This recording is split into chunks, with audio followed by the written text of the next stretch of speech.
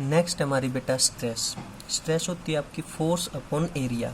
Force का बेटा हमने ऑलरेडी कैलकुलेट किया है, m की पावर 1 l की पावर 1 t की पावर -2 बाय में एरिया एल का स्केयर बेटा, लेंथ इंटू ब्रेथ यानी कि एल का स्केयर। तो स्ट्रेस का डायमेंशनल फॉर्मूला होगा बेटा m की पावर 1 l की पावर -1 t की पावर -2 यानी कि 1 -1 -2 बेटा।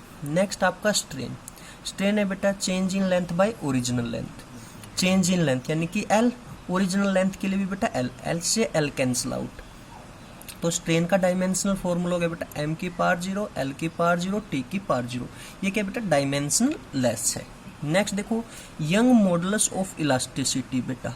यंग मॉडुलस ऑफ इलास्टिसिटी आपकी स्ट्रेस अपॉन स्ट्रेन बेटा। स्ट्रेस का भी हमने निकाला m की पावर 1 l की पावर -1 t की पावर -2। स्ट्रेन क्या थी बेटा डायमेंशन लेस थी यानी कि m की पावर 0 l की पावर 0 t की पावर 0। तो यंग मॉडुलस ऑफ इलास्टिसिटी का आ गया बेटा यही m की पावर 1 l की पावर -1 t की पावर -2। दोबारा से देखो बेटा यंग मॉडुलस ऑफ इलास्टिसिटी क्या है, स्ट्रेस अपॉन स्ट्रेन। बेटा हमें पता है स्ट्रेस का ये डायमेंशनल फॉर्मूला है m की पावर 1 l की पावर -1 t की पावर -2। स्ट्रेन क्या बेटा डायमेंशन लेस है, इसकी कोई डायमेंशन नहीं है यानी कि m की पावर 0 l की पावर 0 t की पावर 0। तो इसका डायमेंशनल फॉर्मूला क्या होगा बेटा यही m की पावर 1 l की पावर -1 t की पावर -2 यानी कि 1 -1 -2। नेक्स्ट है बेटा आपका सरफेस टेंशन।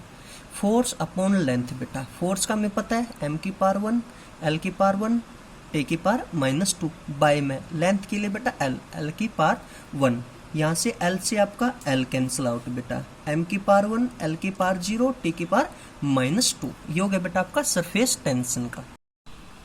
नेक्स्ट है बेटा आपका इलेक्ट्रिक चार्ज। इलेक्ट्रिक चार्ज क्या होता है, करंट इनटू टाइम। करंट के लिए बेटा I और टाइम के लिए आपका t बेटा, यानी कि m की पावर 0 l की पावर 0 t की पावर 1 I की पावर 1 बेटा, यानी कि 0 0 1 1 बेटा। दोबारा से देखो इलेक्ट्रिक चार्ज क्या है, करंट इनटू टाइम बेटा।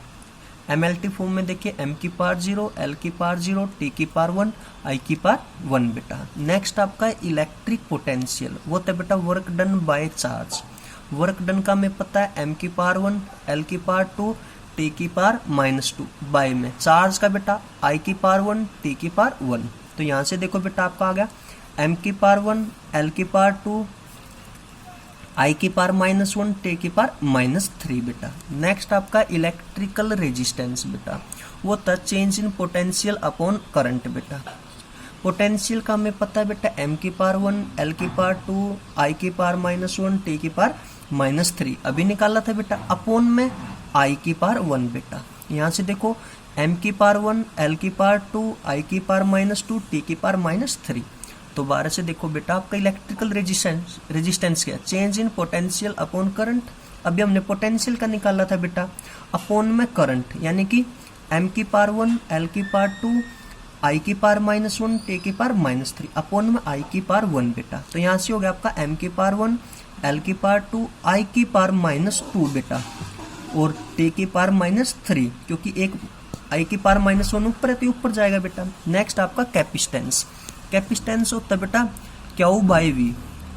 चार्ज का हमें पता है I की पावर 1 t की पावर 1 अपॉन में पोटेंशियल का भी बेटा हमने निकाला था अभी पीछे, वो गया आपका m की पावर 1 l की पावर 2 I की पावर -1 और t की पावर -3। तो यहाँ से देखो बेटा आपका आ गया m की पावर -1 l की पावर -2 t की पावर 2 I की पावर 2 बेटा। दोबारा से देखो कैपेसिटेंस क्या है, चार्ज अपॉन पोटेंशियल बेटा। चार्ज का हमें पता I की पावर 1 t की पावर 1 बाय में पोटेंशियल m की पावर 1 l की पावर 2 I की पावर -1 t की पावर -3 बेटा।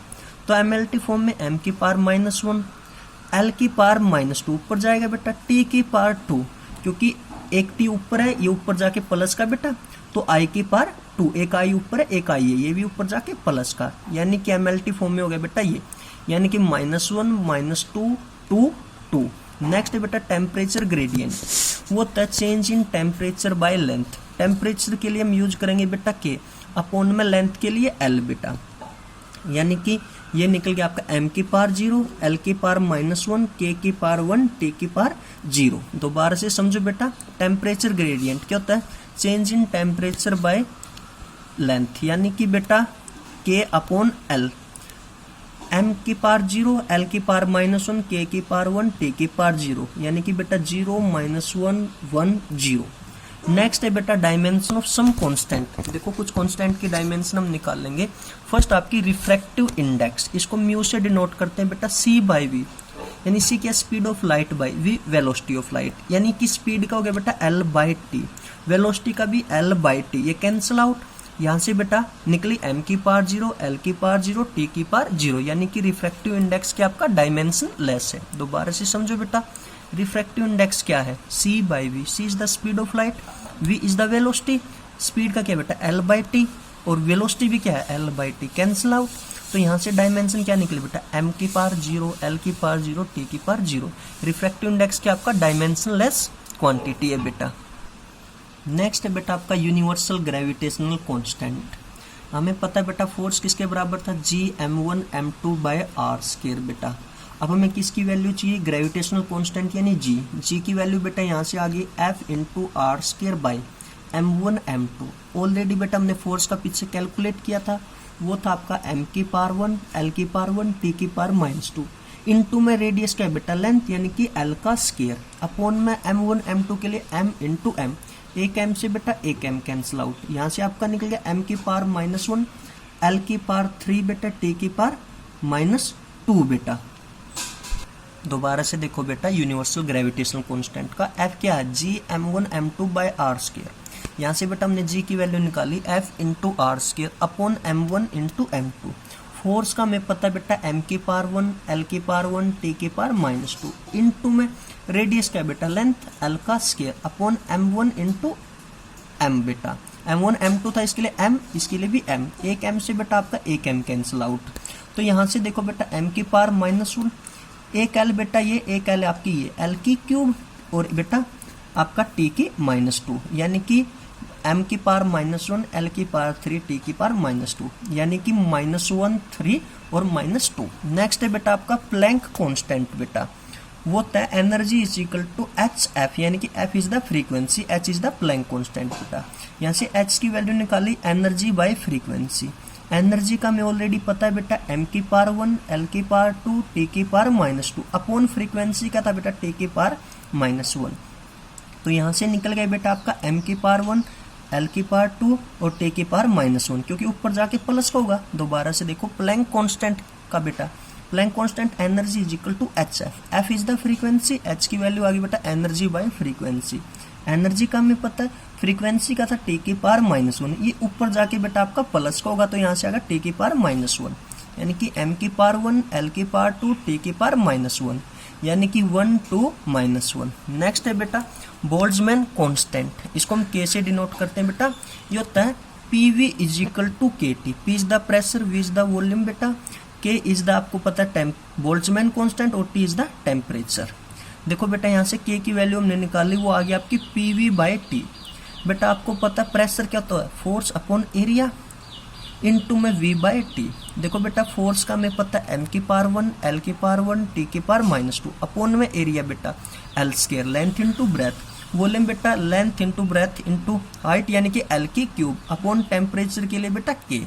तो यहाँ से आपका निकल गया m की पावर 1, l की पावर 2, t की पावर -2, k की पावर -1। दोबारा से देखो बेटा Boltzmann constant PV is equal to KT, P is the बेटा pressure, V is the volume, K is the Boltzmann constant और T इज द टेम्परेचर।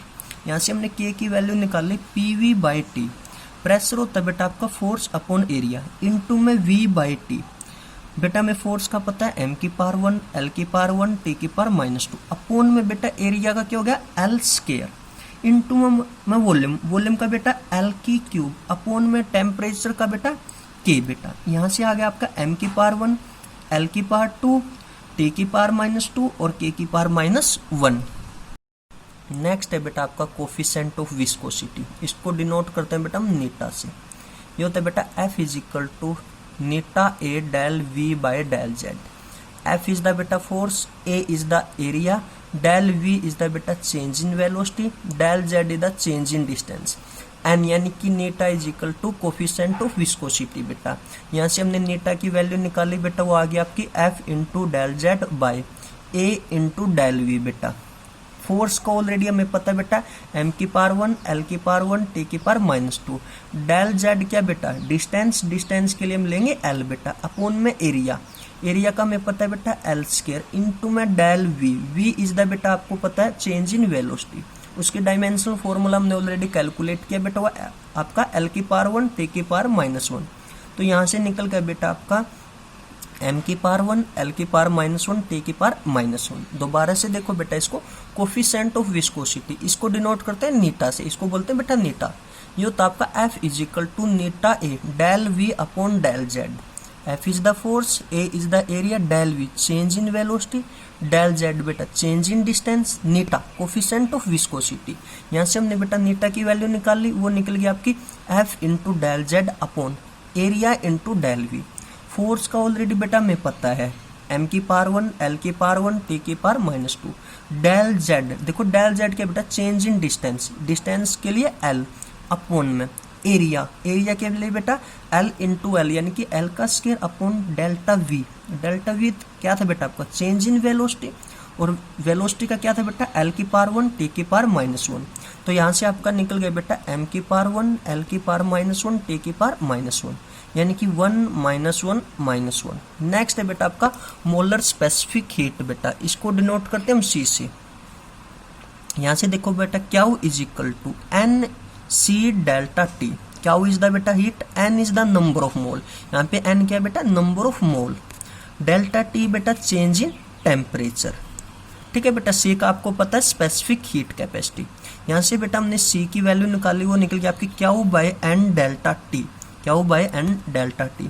बेटा हमें क्यू का पता है m⁻1 l⁻2 t⁻−2।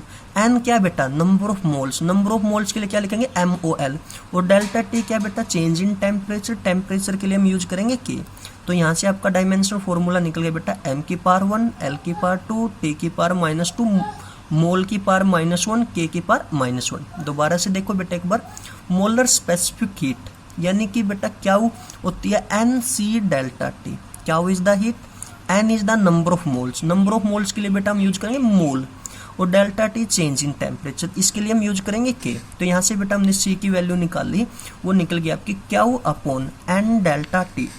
क्यू को ऑलरेडी हमें पता है बेटा m⁻1 l⁻2 t⁻−2 upon N यानी कि नंबर ऑफ मोल्स, इसके लिए हम यूज करेंगे मोल बेटा, डेल्टा टी यानी कि टेम्परेचर, इसके लिए हम यूज करेंगे के। तो यहाँ से हो गया बेटा आपका m⁻1 l⁻2 t⁻−2 मोल की पावर -1 K की पावर -1 बेटा नेक्स्ट देखो आपको पता है दो सप्लीमेंट्री फिजिकल क्वांटिटी है बेटा, हुआ है एंगल और सॉलिड एंगल। इनकी यूनिट्स तो है बेटा लेकिन इनका कोई डायमेंशनल फॉर्मूला नहीं है। दोबारा से समझो बेटा दो सप्लीमेंट्री जो फिजिकल क्वांटिटी है एंगल और सॉलिड एंगल, उनकी यूनिट्स तो है बेटा लेकिन उनका कोई डायमेंशनल फॉर्मूला नहीं है। अगर आपसे क्वेश्चन में पूछा जाए बेटा any physical quantity which has dimension but no units, ऐसी कोई फिजिकल क्वांटिटी जिसकी डायमेंशन और यूनिट ना हो, ऐसी कोई फिजिकल क्वांटिटी बेटा नहीं है।